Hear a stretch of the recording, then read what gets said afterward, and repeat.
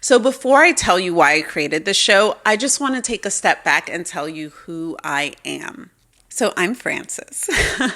I'm a middle child of Nigerian parents. I have an older brother and sister who are twins, and a younger brother that's 5 years younger than me, which is why I say middle child. I joke that I have all the middle child issues. I was born in Cleveland, Ohio. My dad's an engineer and my mom was a nurse. And we moved from Cleveland to Richmond, Virginia, and then finally to Houston, Texas. My parents shaped so much of how I see discipline, hard work, and what is possible. Growing up, there were two big things that shaped me early: my family's values and my early experiences with race. I mentioned I lived in Richmond, Virginia. Richmond shaped me deeply, even though we were only there for a few years. It was also where I first became aware of race in a way that was really painful and confusing. And this is very important as I go into my career. So I had childhood experiences where it became very clear that some people's parents did not want me around their children just because I was Black. They explicitly said it. So as a child, it was confusing because I had not even thought about myself in that way yet. Growing up with Nigerian parents, I was raised with a very different lens. That was one of the first times that I realized that in America, people may decide who you are before you even get a chance to define yourself. And when I moved to Houston, that created a whole other type of identity tension. In Houston, instead of being told how I should move or show up by white people, I also had moments where other Black kids questioned how I spoke or how I fit in. So I started hearing things like, "Why do you sound white? You're not really Black."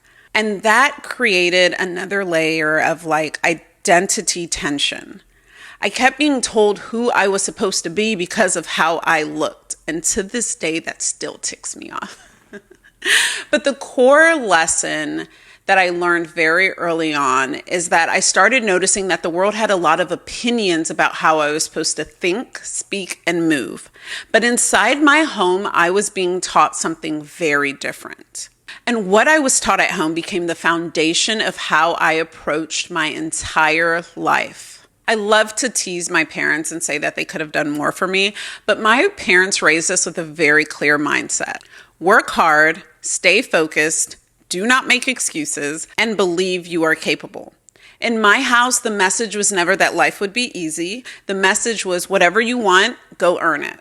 I remember my dad would always say, "The person who's number one in your class, do they have two heads?" Every Nigerian person will appreciate that comment. But in reality, that mindset stayed with me. I was taught that no matter what environment I walked into, I was still responsible for what I did with my life. My parents made sacrifices to create opportunities for us. Because of that, I have always felt a deep responsibility to fully maximize my life. My actual life goal is self-actualization.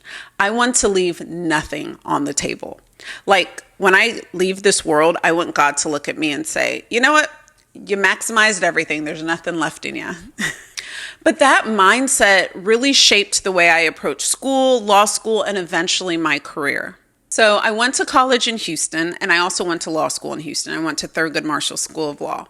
I worked hard and I did well. And when I started my career, I was ready. I felt ready. I believed that if you worked hard, did a good job, and stayed focused, things would naturally work out. So I started my career in Houston. And over the last 12 years, I have worked at 3 different firms. I've worked in the DMV area, DC, Maryland, Virginia. I've worked in Chicago, and I've also worked and lived in London for a period of time. And eventually, I moved back to Houston after having my first child. On paper, everything looked like success, and in many ways, it really was. But the practical reality of building a career was very different from what I expected. What I learned is that working hard is necessary, but it's not enough. I had to learn things no one really teaches you, like how to advocate for yourself, how to negotiate, how to own your career, how to navigate power, how to deal with bias, how to keep going when people are threatened by you. even people you never thought that would be threatened by you. I learned that the hardest worker is not always the one who gets rewarded. The most talented person is not always the highest paid. And no one will manage your career better than you. I also had to navigate being the only Black woman in certain places, or only Black person, period. I experienced criticism that felt different from my peers. There were assumptions against me, biases, jealousy, passive aggression. I was being labeled unfairly at times, being picked apart in ways that had nothing to do with my performance. I have been through a lot professionally.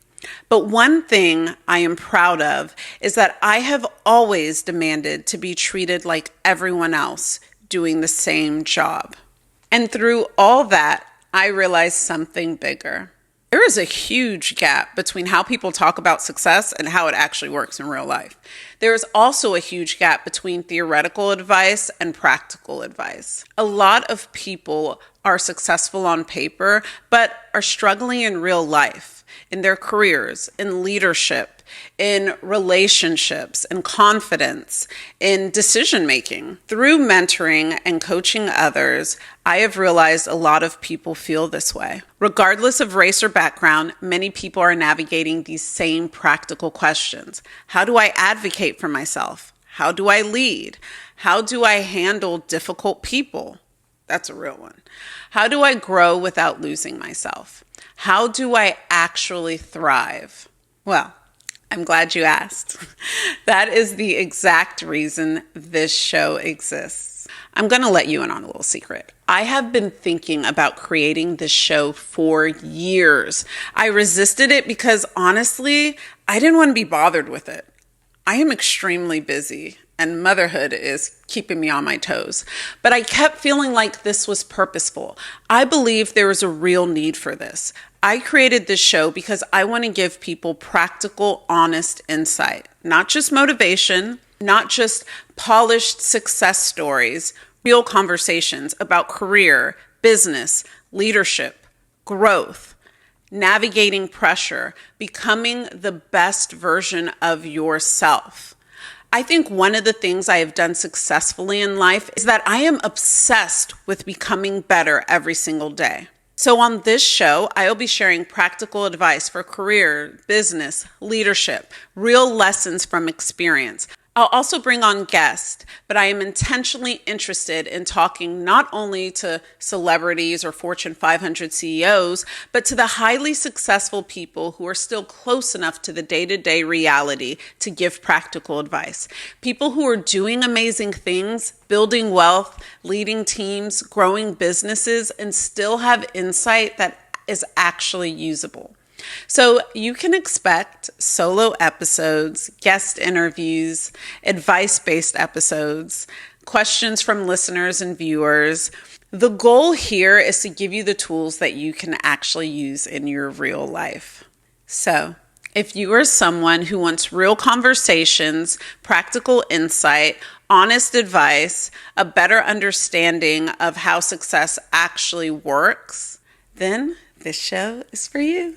I'm going to be sharing my life experience and bringing in other incredible people to share theirs too. So if that sounds like something you need, then I suggest you follow and subscribe. Welcome to the Frances Mbachu Show.